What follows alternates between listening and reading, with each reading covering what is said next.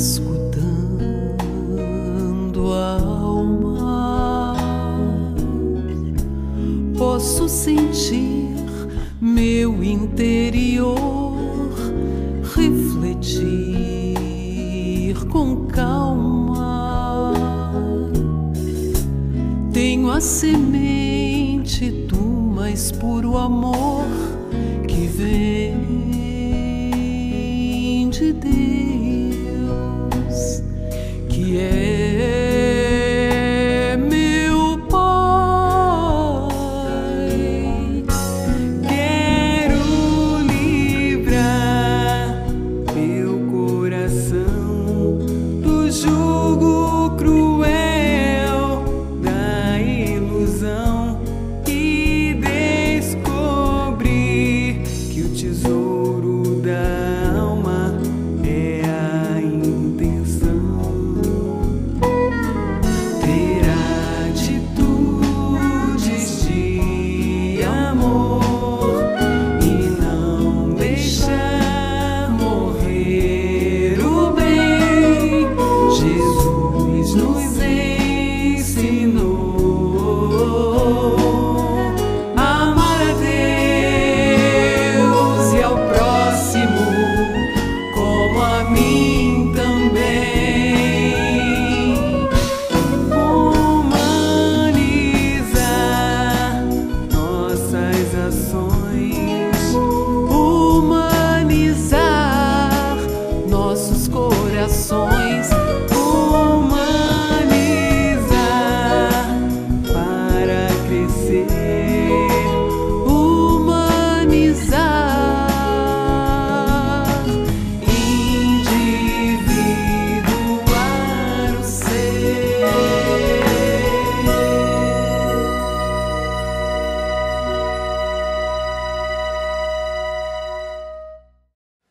Boa tarde, amigos. Nós vamos trabalhar esse tema, o diálogo como estratégia de comunicação nas casas espíritas.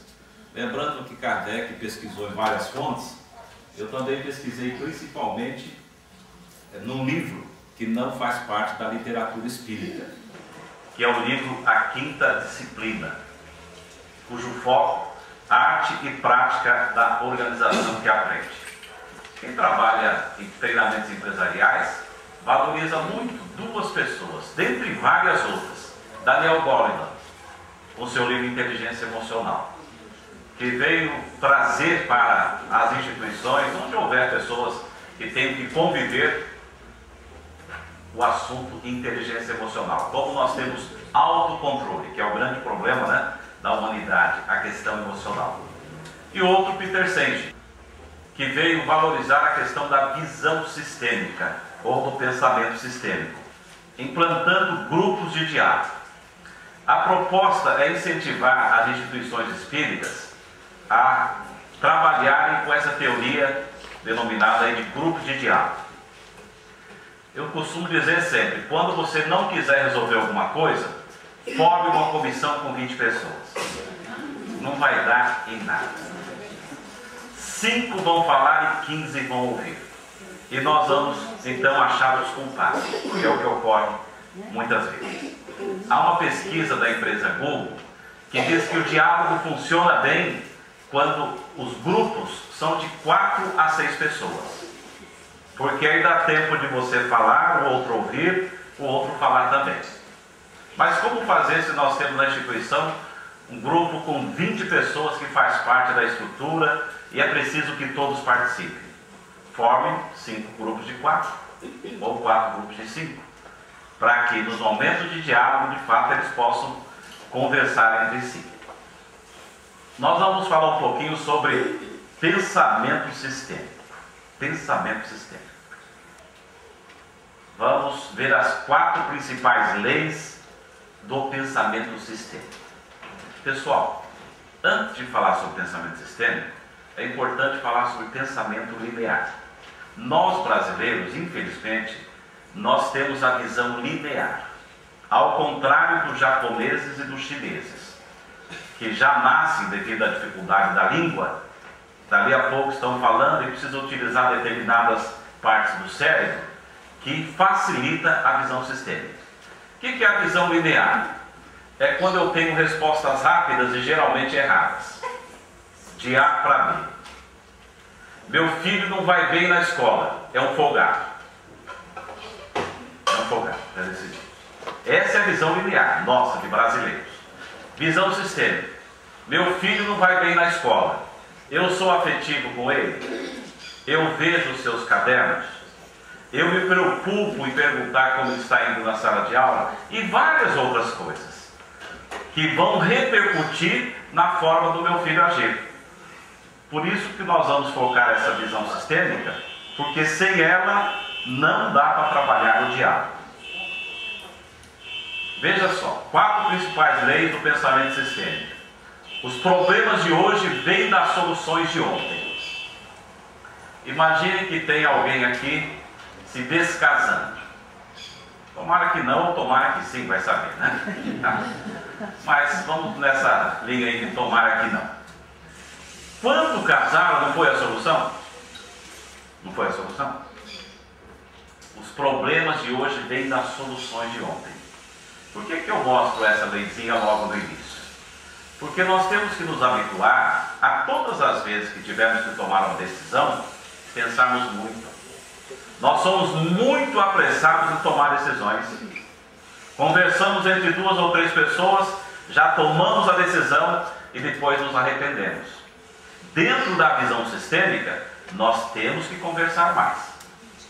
A segunda lei, mais rápido significa mais devagar. Nós estamos descobrindo que mais importante do que dar passos rápidos é dar passos certos.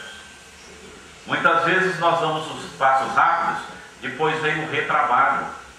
Quantas vezes ocorre isso dentro das instituições e também dentro das empresas? Napoleão Bonaparte, ele tinha uma vestimenta complicada, precisava de um serviçal para vesti-lo. A sua blusa tinha 12 botões. Então ele costumava dizer assim: vista-me devagar porque eu tenho pressa. Imagine, né? Botoar 12 botões com pressa. Dentro dessa visão sistêmica, nós temos que perguntar, na realidade, atenção, tem coisa que nós temos que ir rápido hoje. Onde eu devo ser rápido e onde eu preciso ir devagar? É muito fácil saber onde nós precisamos ir devagar. Onde eu devo ser rápido, a gente precisa pensar de caso a caso. Mas onde eu devo ir devagar, geralmente é na comunicação com o outro. Todas as vezes que na minha conversa eu tiver um objetivo de mudança comportamental, eu preciso ir devagar. Não é só dar ordem, dizer o que precisa fazer e virar as costas. É preciso convencer o outro. E às vezes parece que você convenceu na primeira conversa, mas só parece. Então tem que conversar no dia seguinte também, dali alguns dias. Olha, você entendeu bem isso, até a pessoa assimilar. A terceira lei, causa e efeito não estão próximos do tempo e do espaço. Os problemas que nós temos hoje na educação. A origem, há mais ou menos 20 anos. Eu me lembro quando morava no interior do estado de São Paulo, a professora primária tinha a melhor casa da cidade. Tinha o melhor salário. Trabalhava 4 horas por dia. Tinha tempo para preparar suas aulas. Hoje, as professoras não têm casas próprias, trabalham manhã, tarde e noite, e assim mesmo não ganham um salário suficiente para ter casa própria, né? Conforme eu disse há pouco. Conclusão. O que começou há 20 anos, estamos colhendo hoje. Se eventualmente uma empresa precisa de pessoal qualificado, sofre para danar, porque não encontra. Então, causa e efeito não estão próximos do tempo e do espaço. Isto é, se nós quisermos mudar a nossa instituição, o local em que a gente atua no meio espírita para melhor, não vamos pensar que seja coisa de um mês. Quer dizer, é um processo gradativo que é preciso começar. E um item muito bom dentro dos 4 é esse daí. Dentro da teoria da visão sistêmica, não existem culpados. Dentro da visão linear, sim. Aquele exemplo que eu dei, meu filho está numa boa escola, não vai bem, não folgar. Na visão linear, nós vamos ver que tem várias vertentes que acabam proporcionando aquela condição. Agora vamos ver pensamento linear e pensamento sistêmico. Peter Senge disse que os idiomas ocidentais, com sua estrutura sujeito, verbo, objeto, tendem a favorecer uma visão linear. Porque para aprendermos, por exemplo, português, já disse, estou só reforçando, nós utilizamos não de todas as partes do cérebro. Agora, se você precisar aprender o japonês e o chinês, que no caso é o mandarim, né, a língua chinesa, você vai utilizar de mais partes que são justamente aquelas que estão envolvidas com a visão sistêmica. Assim como aquela pessoa que joga xadrez, que ela desenvolve a visão sistêmica. Eu me lembro quando tive um colégio há muito tempo e nós ensinávamos xadrez para as crianças. E elas desenvolviam naturalmente a visão sistêmica. Se você quiser desenvolver a visão sistêmica, que é muito bom querer, é muito bom, passamos a ter uma vida mais produtiva, mais realizada, seremos mais realizados, há algumas sugestões. A primeira, você aprender a falar japonês. Verdade. A segunda, aprender mandarim. A terceira, aprender a jogar xadrez. E a quarta, ficar bastante atento ao que nós vamos falar. Porque se aplicar essa metodologia, certamente a visão sistêmica vai estar presente. Linguagem linear. O trabalhador espírita que passa a ocupar uma nova função precisa produzir bons resultados. Não produziu, a culpa é do trabalhador. Então, a visão linear, ela tem respostas rápidas. Nossa, eu dei oportunidade para ele, coloquei lá e não abraçou a causa. Essa é a visão linear. Pensamento sistêmico. Eu já mostrei essa frase, mas vou mostrar agora o texto de forma completa. Os idiomas ocidentais, com sua estrutura sujeito, verbo, objeto, tendem a favorecer uma visão linear. Se queremos ver os interrelacionamentos do sistema como um todo, precisamos de uma linguagem de interrelacionamentos, uma linguagem feita de círculos, facilitando, sintetizando o que está ali. É o que eu disse no início. Tem um problema qualquer, as causas geralmente estão num círculo, com vários pontos, não com um só. Coloquei isto para poder falar sobre essa questão. No slide há pouco eu coloquei espírita e nova função. Não produziu resultados, a culpa é do trabalhador. Aqui vai aparecer espírita e nova função também. Mas veja bem, pessoal, onde que vai aparecer? Olha lá. Bons resultados. Lá à frente. Antes, eu preciso propiciar esse espírito algumas coisas.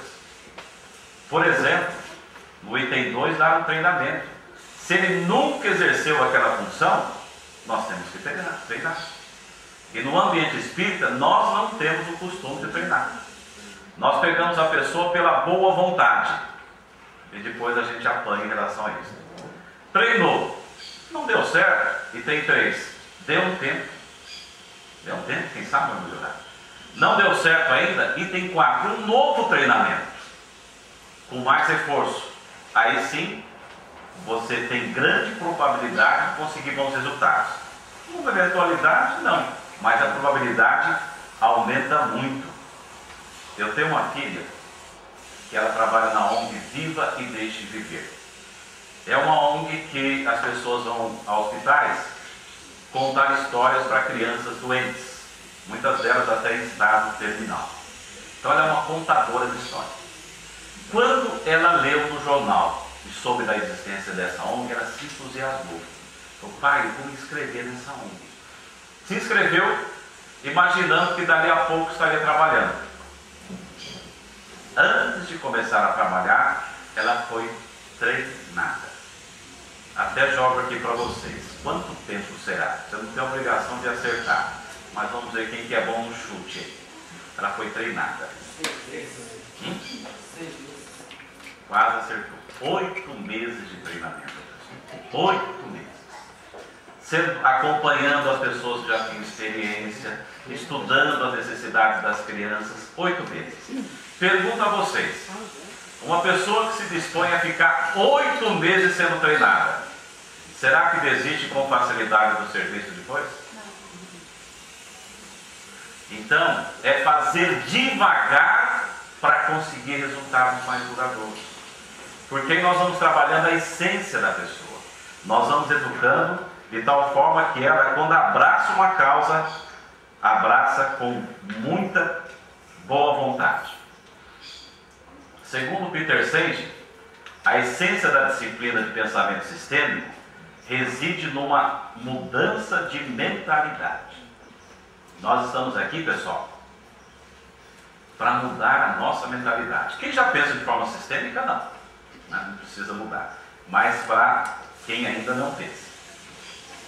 Ver interrelacionamentos em vez de cadeias lineares de causa e efeito.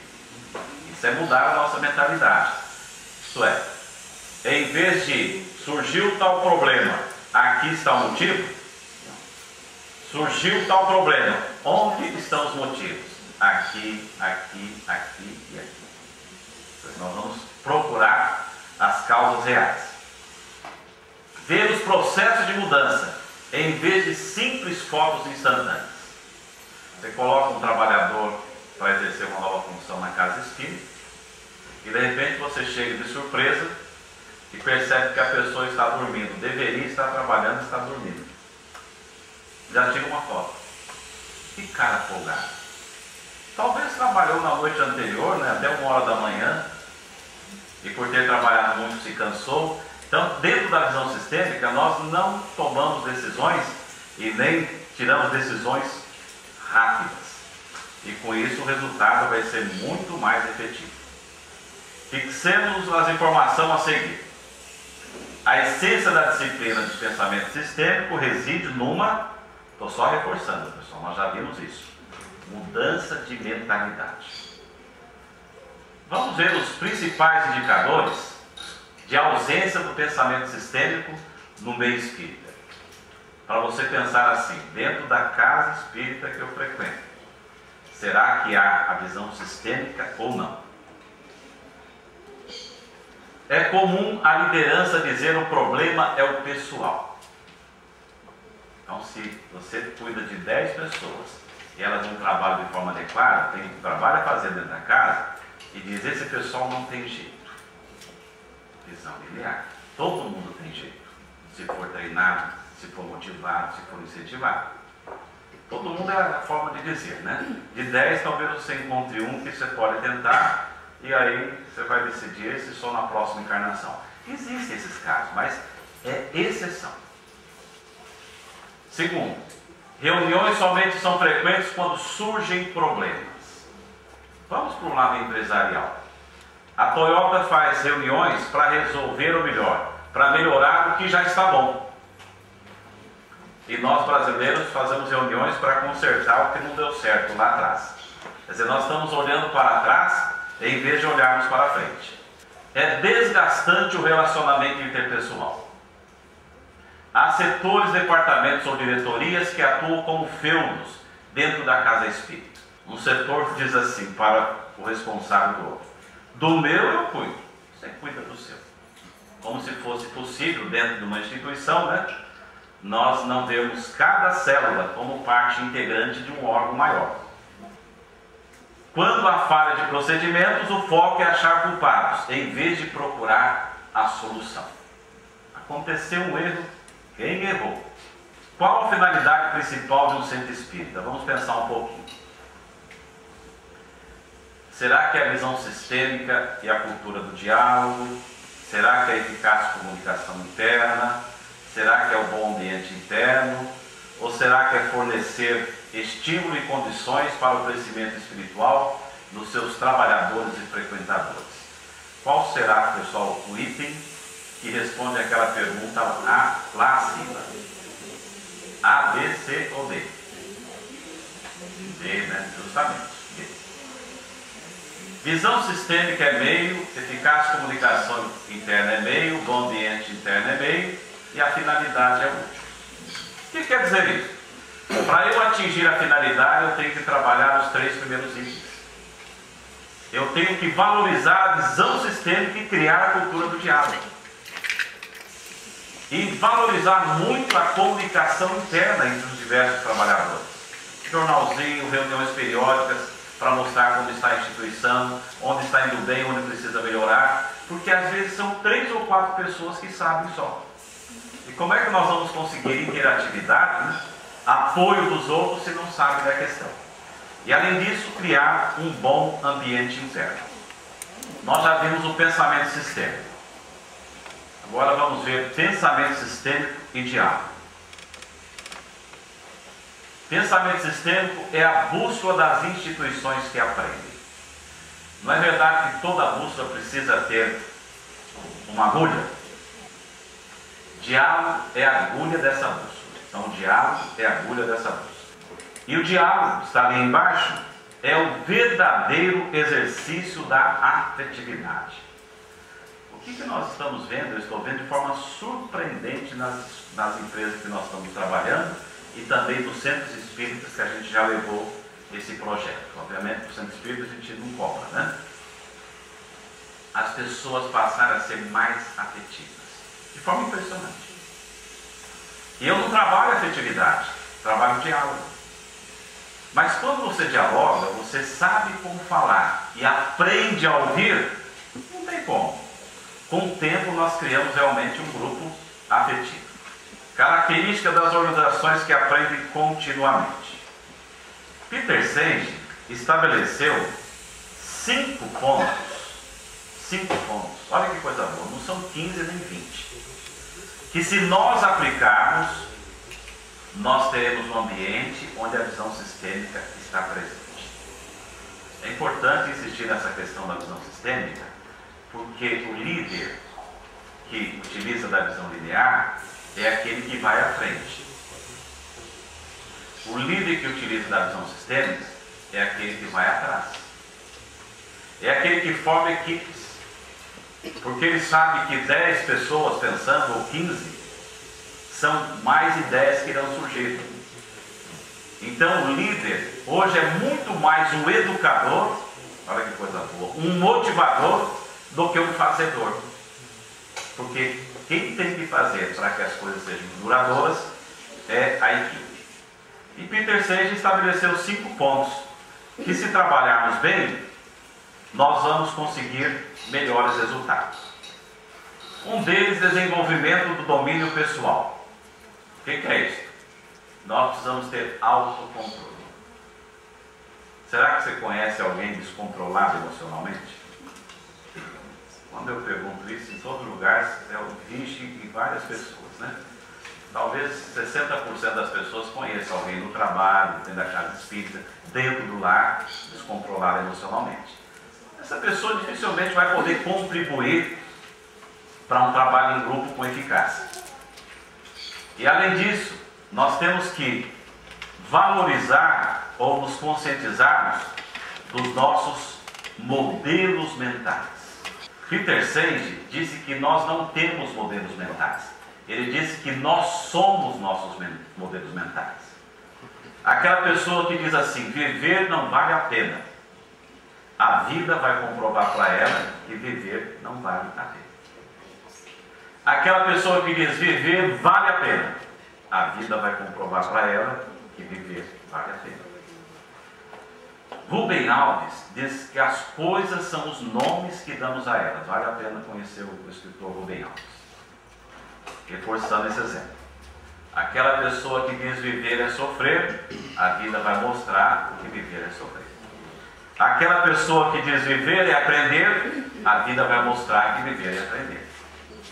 Mas será que essa pessoa que diz viver é aprender, quando a dor chega, não reclama?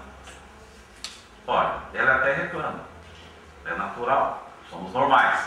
Mas só que ela dali a pouco procura outro foco. O que eu tenho que aprender com essa dor? Porque essa pessoa tem como modelo mental, viver é aprender. E todos nós temos modelos mentais que direcionam a nossa vida. E a maioria de nós não para pensar qual que é o meu modelo mental. Você vai sentir certa dificuldade para achar, mas você vai acabar descobrindo o seu modelo mental.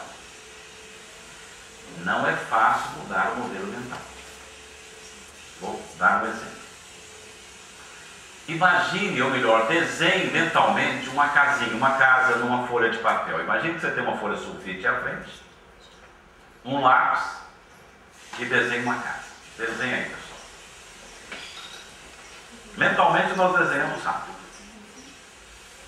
Levante a mão quem desenhou aquela casinha tradicional, uma janelinha do lado, uma árvorezinha do lado também, e um chaminé. Levante a mão, por favor, pessoal. A maioria. E a maioria não mora numa casa como essa. Por quê? Porque a nossa professora primária nos ensinou a desenhar essa casinha. E até hoje continua ensinando a desenhar a mesma casinha, de geração para geração. Então ficou registrado como o nosso modelo mental. Cruze os braços, por favor. Alguns já sabiam disso, né? Lei do pensamento, já estavam com os braços cruzados. Daqui a pouco vou pedir para vocês descruzarem os braços e cruzarem de forma oposta. Não agora, daqui a pouco. Então agora descruze e cruze de forma oposta. Complicado, né? Por quê? Porque esse é o nosso modelo mental. Eu li um livro de um psicólogo que diz que as crianças aprendem a cruzar os braços sozinhas, escondidas dos pais. Elas ficam admiradas em ver os adultos fazerem. Ela se esconde num cantinho ali e vai tentando, até que um dia consegue. Aí sai toda contente do quarto, isso o psicólogo dizendo, e se aproxima dos pais. E o pai não enxerga, né, mãe? Ele diz que é a primeira frustração da criança, os braços cruzados que ninguém enxerga. Então são os nossos modelos mentais. Pelé chutava só com o pé direito. Treinou. Aprendeu a chutar com o pé esquerdo também. Ao cabecear, ele percebeu que fechava os olhos. Todos nós fechamos, reflexo natural. E pensou que bom seria se ao cabecear a bola, eu conseguisse manter os olhos abertos. Então treinou, pediu para colegas ficar jogando a cabeça na bola dele, não dá certo. A bola na cabeça dele, vou falar bobagem aqui, né? A bola na cabeça dele, até ele se habituar a ficar com os olhos abertos. E ele passou a cabecear com os olhos abertos. Então, é possível mudar os nossos modelos mentais. Vamos levar esses dois itens para o próximo slide: domínio pessoal e modelos mentais. A base do desenvolvimento pessoal é o diálogo conosco mesmo. Esses dois itens têm a ver, esses dois lá em cima, com o nosso desenvolvimento pessoal. Os três próximos já é com a equipe que a gente se envolve. Então, se nós quisermos desenvolver pessoalmente, nós temos que perguntar como que estamos conversando conosco mesmos. E nós estamos sempre conversando conosco mesmos, sempre.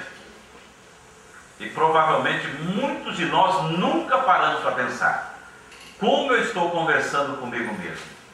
Eu sou uma pessoa otimista? Excessivamente otimista, que fuge da realidade? Eu sou uma pessoa pessimista? Eu sou uma pessoa que não penso sobre a minha vida, o que eu quero? Então, uma pessoa que aprende a conversar consigo mesma, ela vai ter certamente uma vida mais realizada e mais produtiva. Vamos colocar esse diálogo conosco mesmo como um prédio. Não é verdade que todo prédio, para se sustentar, precisa de um alicerce? Esse alicerce é a autoestima. Se eu tenho boa autoestima, eu sei conversar comigo de forma adequada. Não vou achar culpados, vou procurar alternativa para eu crescer, mas se eu tenho baixa autoestima, eu não sei conversar bem comigo mesmo. Eu vou achar culpado, a educação que eu tive, o meu pai e a minha mãe destruiu a minha personalidade. Não destruiu nada. Nós somos seres independentes. Influiu, mas nós podemos mudar esse poder de influência. Já ouvimos, né? Vós sois deuses. Nós podemos fazer tudo. Conclusão: temos que trabalhar a autoestima. Percebam que aqueles dois primeiros itens dos 5, né, da visão sistêmica, acabou caindo no assunto autoestima. E a melhoria da autoestima é consequência do nosso esforço em relação à reforma íntima. Eu tenho que trabalhar a minha reforma íntima para gostar mais de mim mesmo. Reforma íntima, um texto aqui de Hermâncio Dufour. Não é exterminar o mal em nós, e sim fortalecer o bem que está adormecido em nossa consciência. Todos nós somos orgulhosos e todos nós somos humildes, porque a dualidade está presente em nós. Não há uma pessoa só orgulhosa ou só humilde. Aquela pessoa muito orgulhosa, você sabe que é orgulhosa, quando ela for conversar com o diretor da empresa, filme para ela como ela está agindo. Humildade danada. Então, humildade está presente. Muitas vezes, quando descobrimos que somos orgulhosos, adotamos uma técnica inadequada para trabalhar essa questão. Nós falamos para nós mesmos: meu Deus, eu preciso diminuir esse orgulho. Acabar não dá, viu? Porque o orgulho faz parte, assim como a bondade. Eu preciso diminuir esse orgulho, está destruindo o meu relacionamento, a convivência com as pessoas. Não vai resolver nunca essa questão. É preciso fortalecer o bem que está adormecido em nossa consciência. É preciso exercitar a humildade, mesmo ainda não sendo humildes. Mas se nós exercitarmos, com o tempo nós vamos colocar o orgulho no lugar certo. Imagine essa sala aqui separada por uma parede. Então nós passamos a ter duas salas. Nessa sala não vem luz de fora, não tem vidros. Essa sala à minha esquerda está com as lâmpadas todas apagadas. E essa à minha direita, as lâmpadas todas acesas. Há nessa parede uma janela fechada. Aqui representa o nosso lado sombra, ali o nosso lado luz. Alguém chega e abre essa janela. Pergunta a você: essa sala clara vai ficar menos clara pela influência da sala escura? Não. E a sala escura vai continuar escura como está? Não. Vai ficar menos escura. Menos escura. Então, se eu começar a trabalhar a minha humildade, eu vou fazer com que eu saiba trabalhar melhor o orgulho. Não é que eu vou deixar de ser orgulhoso, mas trabalhar melhor. Pessoal, essa janela aberta significa principalmente nós enxergarmos que somos orgulhosos. Estamos enxergando que somos orgulhosos. E é o autoconhecimento. Porque muitos de nós achamos que não somos orgulhosos. Eu não sou orgulhoso, eu apenas reconheço que eu tenho mais conhecimento do que os outros. Então, o que é isso? Orgulho, na verdade? Então, nós sempre achamos uma desculpa para isso. Então, é abrir essa janelinha para nos conhecermos. Saber que ali dentro daquela sala escura tem a inveja, todos nós somos invejosos. Varia a intensidade só, mas somos. Tem o orgulho, tem a maldade, tem um monte de coisa. Se eu admito que tudo isso está lá, eu vou saber trabalhar melhor a parte de luz. Então nós vimos esses dois itens. Agora vamos ver os três itens que têm a ver com o trabalho em equipe, que em todo lugar é importante e, dentro do Espiritismo, bastante importante também. Que, segundo Peter Senge, implicam naqueles três itens: construção da visão compartilhada, aprendizagem em equipe e prática do pensamento sistêmico. Eu vou colocar esses três itens aqui para nós chegarmos a uma regra para poder bem trabalhar esses três itens. Que também, felizmente, vai ser o diálogo. Mas agora com o próximo. Pessoal, de tudo que nós estamos falando, se nós sairmos daqui hoje só sabendo de duas informações, essas informações vão ter um peso enorme para o nosso crescimento. Aprendemos a dialogar conosco mesmos, sermos educadores de nós mesmos, e aprendemos a dialogar com os outros. Olha aqui, como de certa forma, em teoria, né, é bastante simples. Duas coisas apenas: diálogo com o próximo. Vamos trabalhar esse assunto. Diálogo com o próximo. Pensamento sistêmico e convivência. Pensamento linear. Uma resposta certa. A visão linear geralmente é assim: nós temos um problema, encontramos resposta, mas uma só. Pensamento sistêmico, muitas respostas certas, ocorrendo até um paradoxo, quer dizer, duas ideias verdadeiras, mas que chocam. Para trabalharmos o pensamento sistêmico, no mundo está chegando essa fase de trabalharmos, não há outra solução. Nós temos que aprender a dialogar. Pensamento linear, competição. Pensamento sistêmico, colaboração. Nós procuramos criar aquele espírito de comunidade. Mas se nós discutirmos, se nós até debatermos de maneira improdutiva, não vai dar resultado. Então a solução é o diálogo. Agora, pensamento sistêmico e liderança. Pensamento linear, foco em poder e em controle. Ainda há muitos líderes que trabalham dessa forma, né? Concentra o poder em si. Pensamento sistêmico, foco em liderança compartilhada. Não é mais um líder chegar até os liderados e falar: olha pessoal, eu quero que façam isso. Tá? Olha pessoal, precisamos que faça isso, mas gostaria que vocês me dessem uma ideia se eu estou certo. Aí conversa. Esse é o caminho. Então, em vez do líder achar a resposta, olha, veja alternativas para nós conseguirmos resolver essa questão então. Por que as pessoas não se comprometem? Porque recebem ordens. Agora, se nós passamos o problema para as pessoas e pedimos para elas encontrar a solução, elas vão se envolver e irão se comprometer com mais facilidade. Mas para isso é preciso diálogo. Pensamento linear, decisões de cima para baixo, eu estava falando há pouco. Pensamento sistêmico, decisões compartilhadas. Mas para isso, o diálogo. Uma vez, no Centro Espírita de Santo André, a presidente do Centro Espírita falou: Kinder,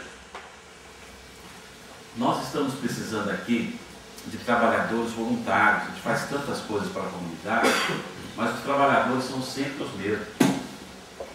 E eu preciso ampliar esse número de trabalhadores voluntários. Aí eu perguntei para ela, né, como é que a senhora consegue angariar trabalhadores? Eu vou lá à frente e digo que o nosso centro está precisando de trabalhadores voluntários. Que a equipe é sempre a mesma, que o serviço está aumentando, que preciso que vocês nos ajudem. Pessoal, essa é a visão linear. O líder chegar: olha pessoal, nós estamos precisando da ajuda de vocês.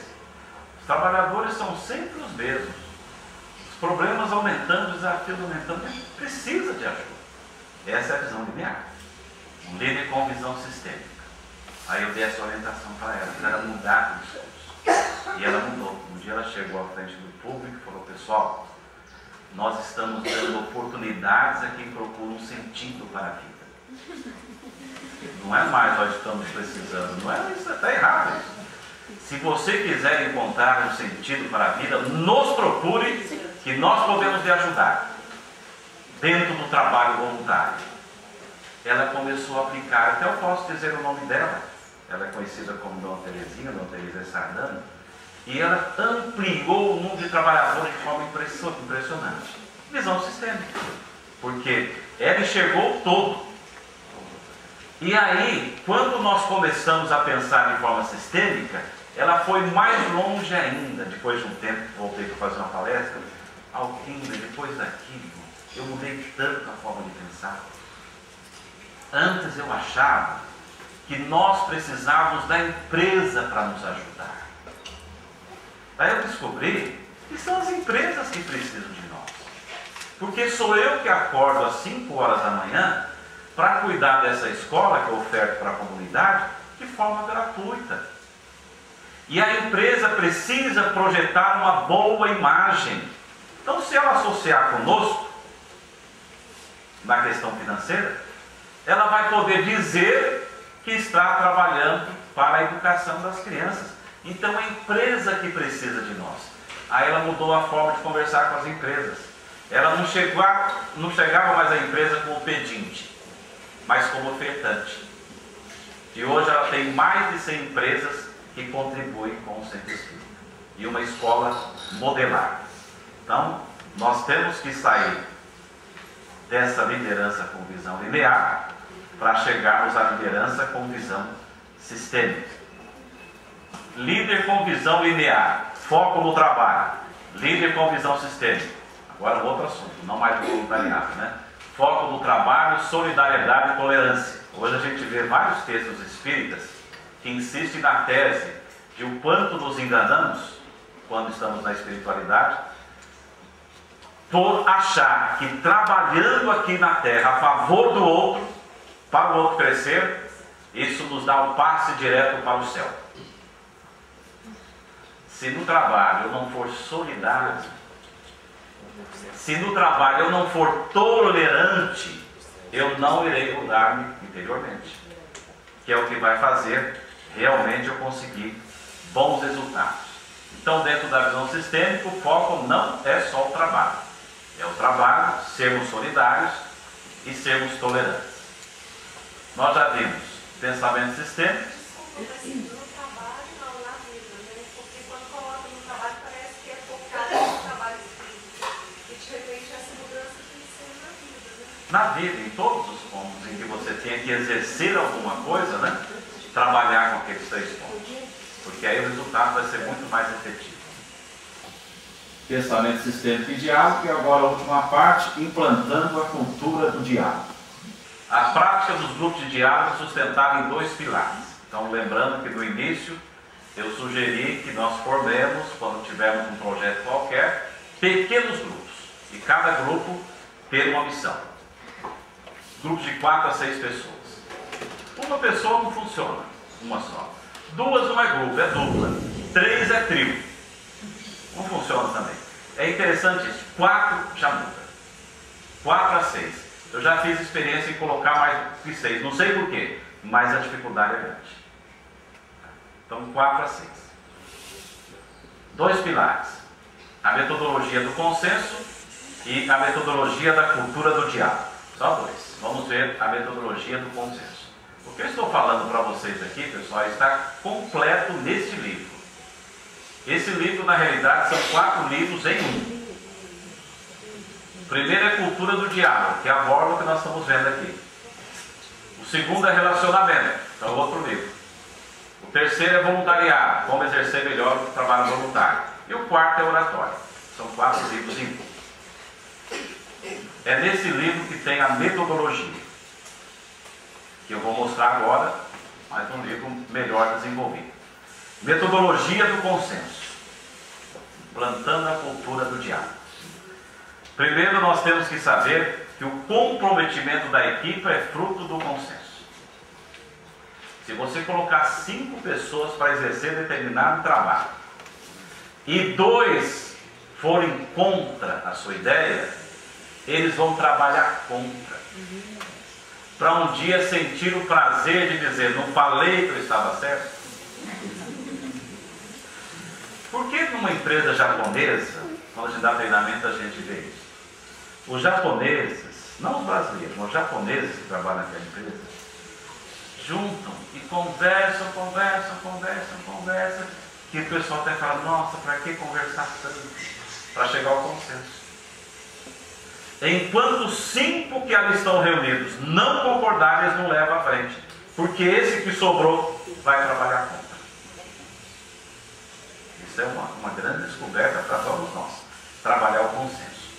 E como trabalhar o consenso? A metodologia tem 4 fases. A primeira, padrão objetivo. O que é isso? É preciso estabelecer uma regra que segure as nossas imperfeições. Por exemplo, antes de começar a reunião, você diz, olha, nós vamos estabelecer uma regra. Todos nós, não importa o que ocorrer aqui na conversa, seremos sempre fraternos. Porque se alguém deixar de ser, olha, a nossa regra é essa, é o padrão objetivo, ser fraterno. Ou, todos nós seremos educados.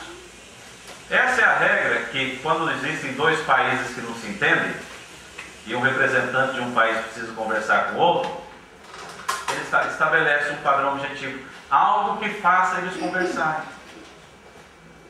Então isso muda bastante, mas é você que vai analisar qual que é o padrão objetivo. E é importante reforçar que o padrão objetivo é o guarda-chuva protetor dos grupos de diálogo. Corresponde ao acordo prévio para estabelecer limite e objetividade nas reuniões dos grupos de diálogo. Nós estamos vendo aqui a regra para chegarmos ao consenso. O primeiro item, padrão objetivo. A segunda, olha que interessante, pessoal, é estimular a ausência do consenso. É deixar as pessoas falarem o que quiserem, sem nenhuma crítica e ainda anotando. Aquela pessoa complicada adora essa parte, porque geralmente quando ela fala uma coisa, o pessoal contesta. E dentro dessa regra, em vez de contestar, eles vão anotar. Olha, mudança total. Vão anotar. Então vai falar o que quiser, ninguém contesta nada. Então a ausência do consenso. E sobre esse assunto, a ausência do consenso, Peter Drucker dizendo: boas decisões são consequência de choque de visões conflitantes, de diálogo entre pontos de vista divergentes e escolha entre opiniões diferentes. Uma decisão não deve ser tomada sem que haja uma voz discordante. Nós, dentro da visão linear, não gostamos que hajam vozes discordantes. E dentro da visão sistêmica a gente adora. Porque se não surgir hoje a visão discordante, vai surgir depois. E surge mesmo. E o terceiro item é a presença da dúvida. A pessoa pode lá no item 2 falar o que quiser. Só que agora nós vamos duvidar do que ela falou. Mas só que não vai ser um caso pessoal, é uma metodologia. Se tem 20 ideias, nós vamos duvidar das 20, mesmo aquelas que nós já sabemos até antecipadamente que são aquelas que são corretas. Vamos duvidar. Veja essa frase aqui sobre a dúvida. O pastor Newton Bonder dizendo: a única forma que se tem de chegar à certeza é pela dúvida.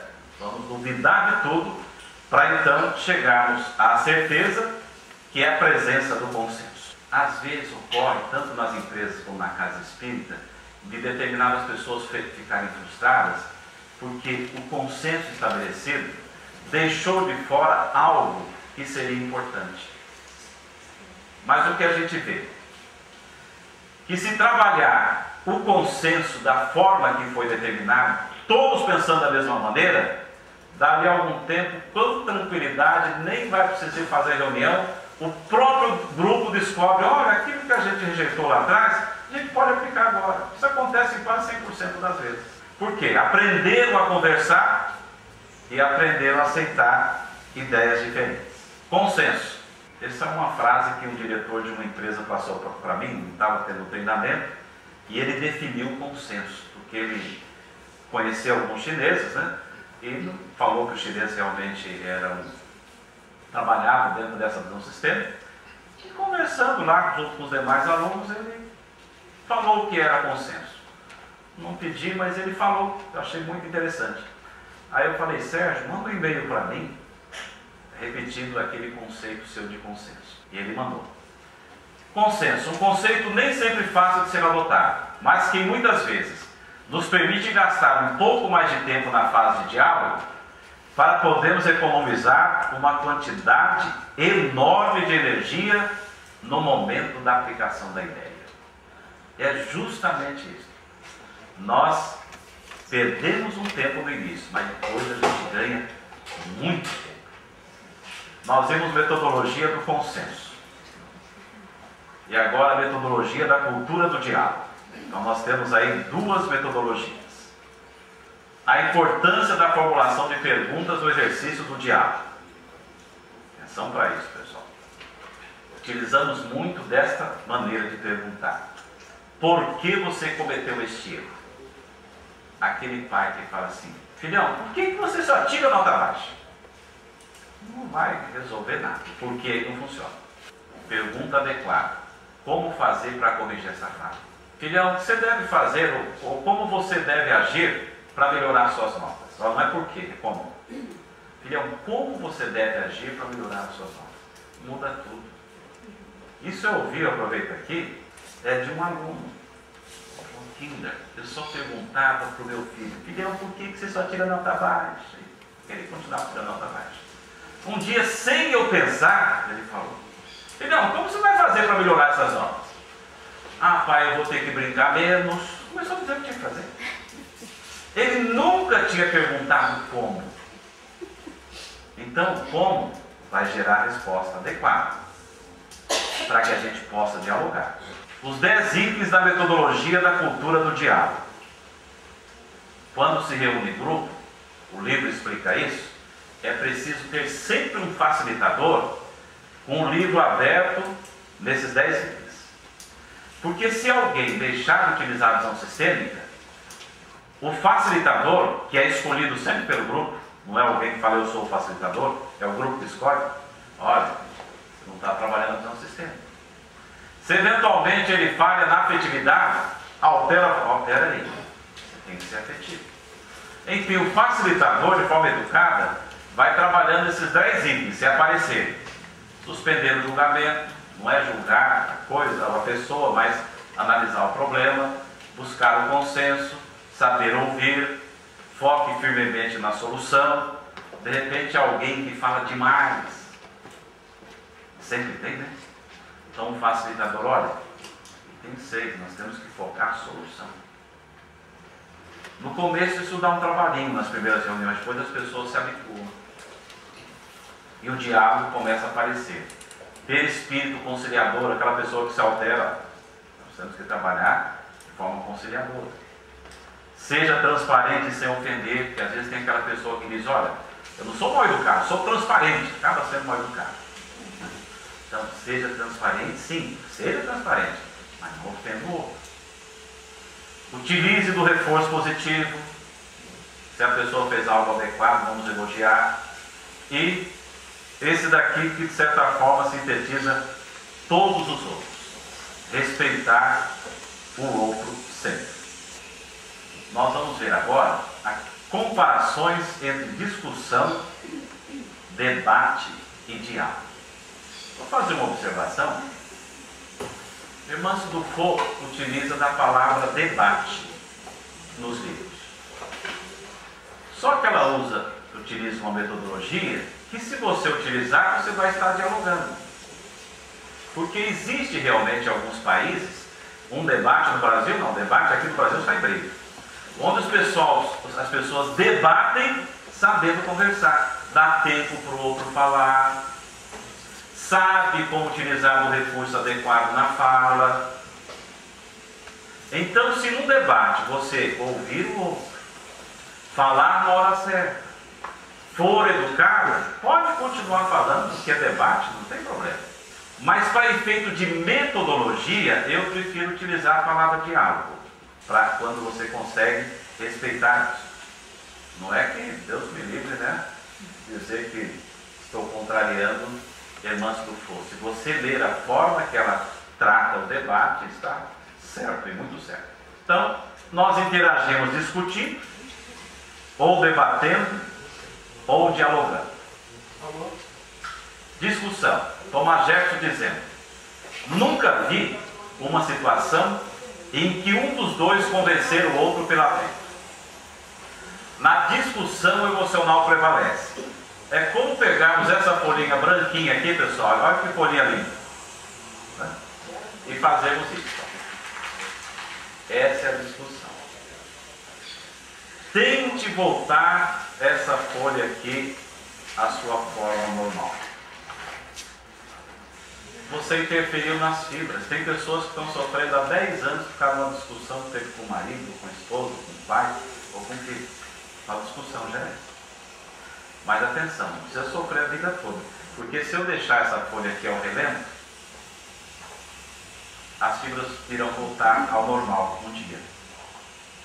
Eu não me lembro qual autor, mas ele disse: quando você quiser resolver alguma coisa, fique despreocupado. Porque se nós ficarmos com aquele emocional presente, eu vou trabalhar para ficar despreocupado. Então, naturalmente, um dia a gente trabalha a discussão. Mas o foco agora é dizer que a discussão não é bem-vinda, porque o emocional prevalece, e onde prevalece o emocional, a razão certamente não vai encontrar morada, né? Por isso que nós vamos aqui eliminar a discussão. O debate.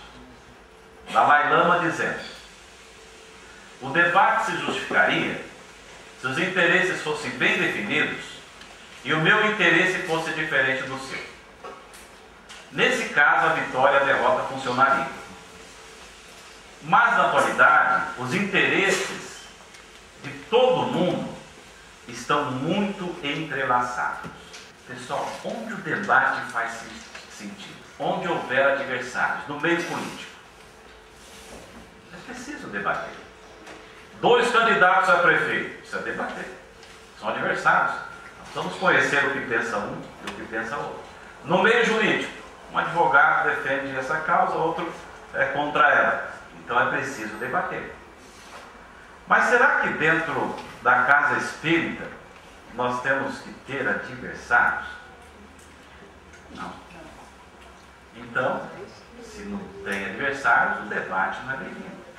Na empresa, precisa ter adversários? Também não, apesar que existem, né? Mas também não. Então o debate não é bem-vindo. Sobre o debate, Dale Carnegie disse: a única forma de ter a vantagem de um debate é evitá-lo. Porque no debate é ganhador e perdedor. Olha essa folhinha aqui. Não é aquela não, aquela já foi, tá?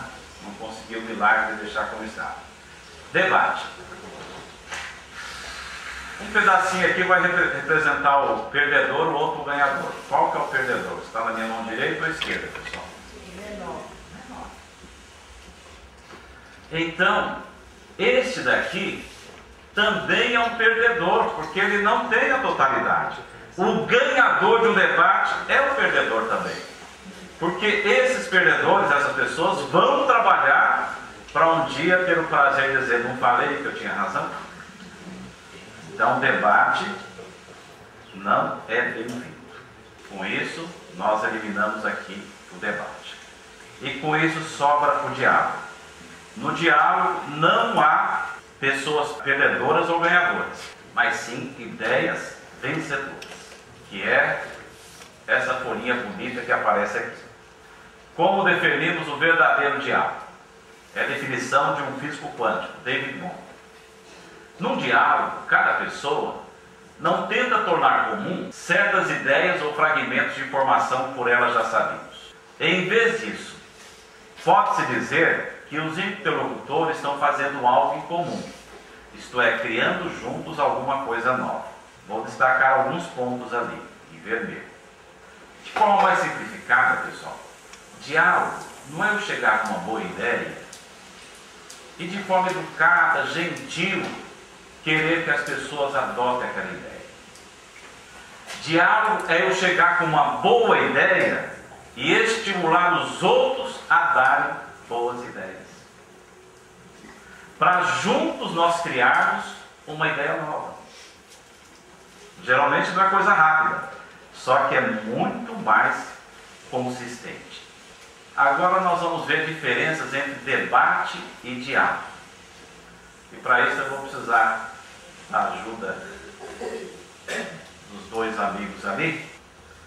Eu vou pedir para o José Carlos, quando aparecer a palavra debate, daqui a pouco você ler a frase correspondente.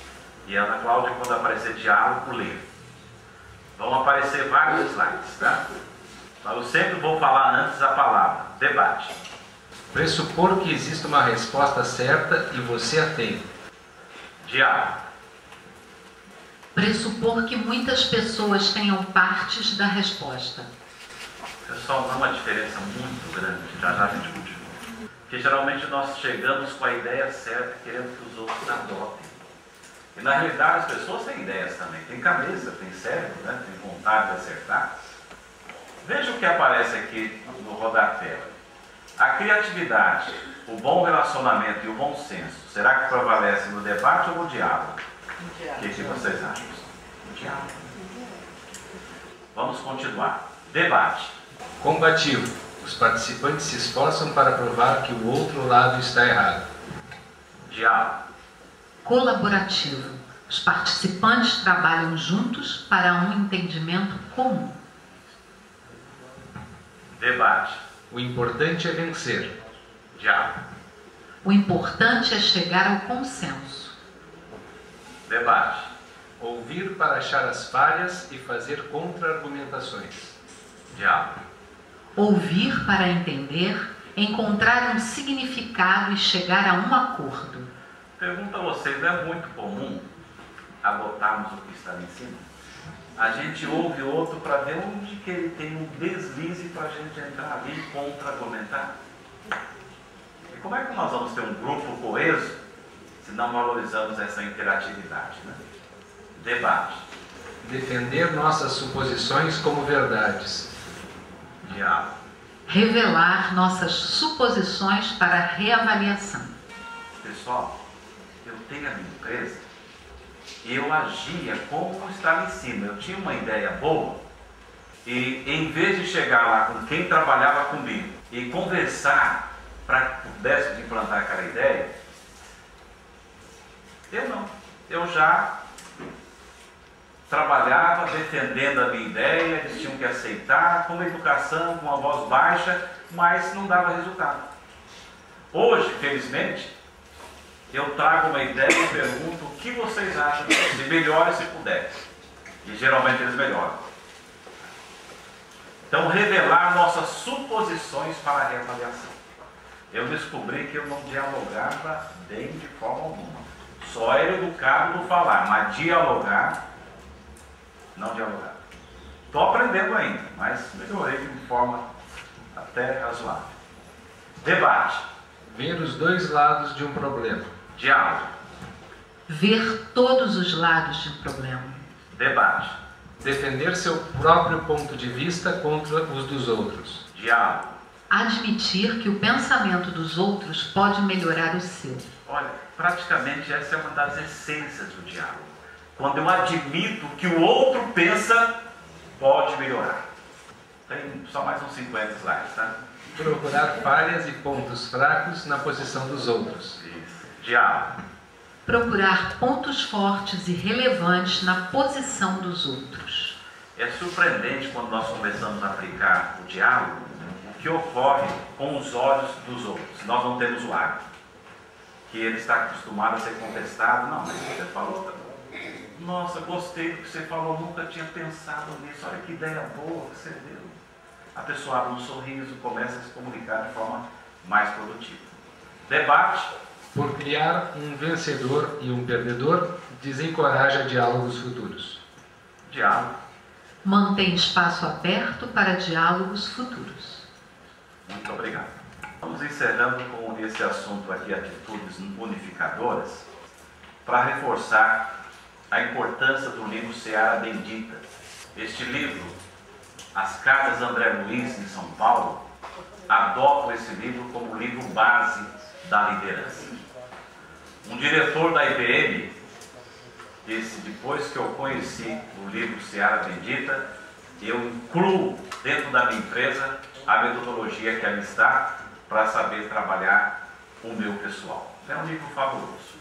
Eu conheci uma médium do Rio de Janeiro, que certa vez ela falou assim ao Kinder, para quem não sabe, antes de eu falar sobre isso, o livro Seara Bendita tem vários autores, vários líderes espíritas desencarnados.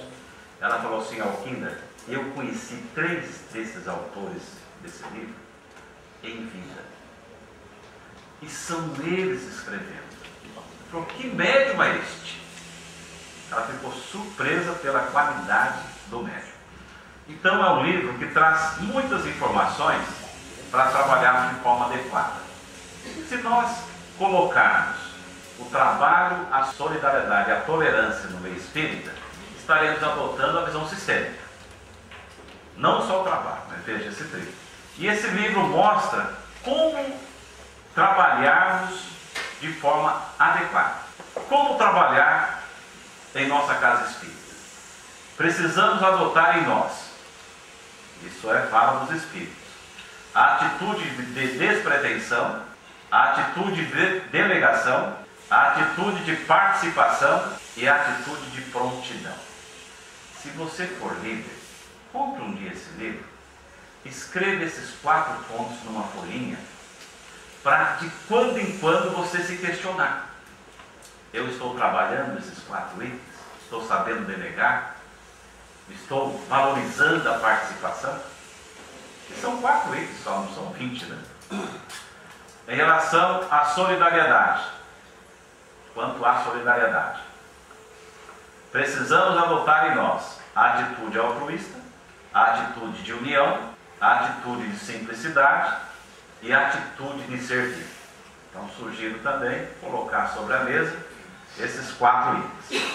Em relação à tolerância, precisamos adotar em nós a atitude do perdão, a atitude da compreensão, a atitude de ouvir e a atitude da crítica construtiva.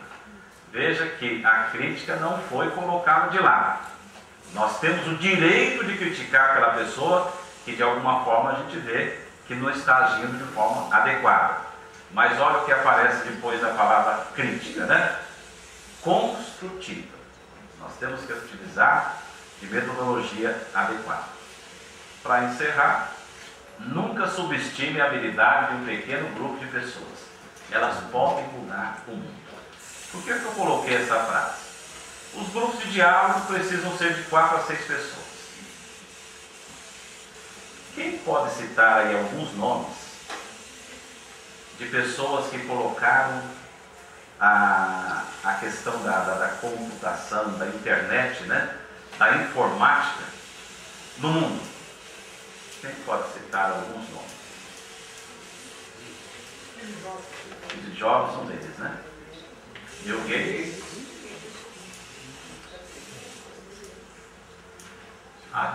Sofrendo um pouquinho a gente acha 4. Mudaram o mundo, pessoal.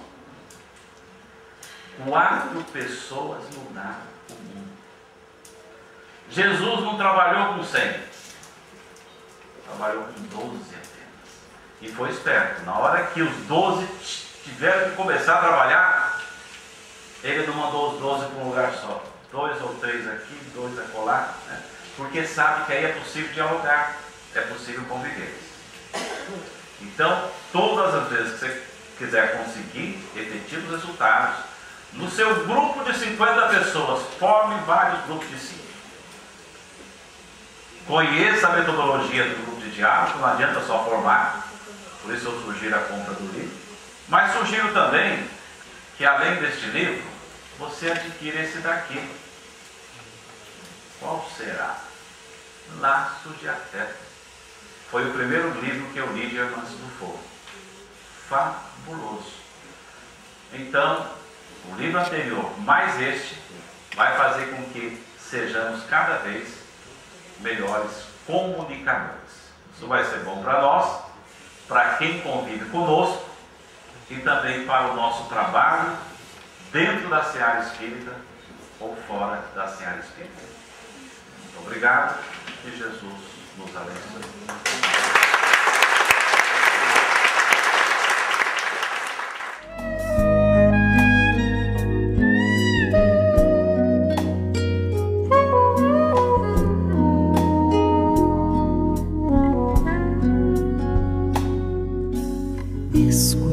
Escutando a alma,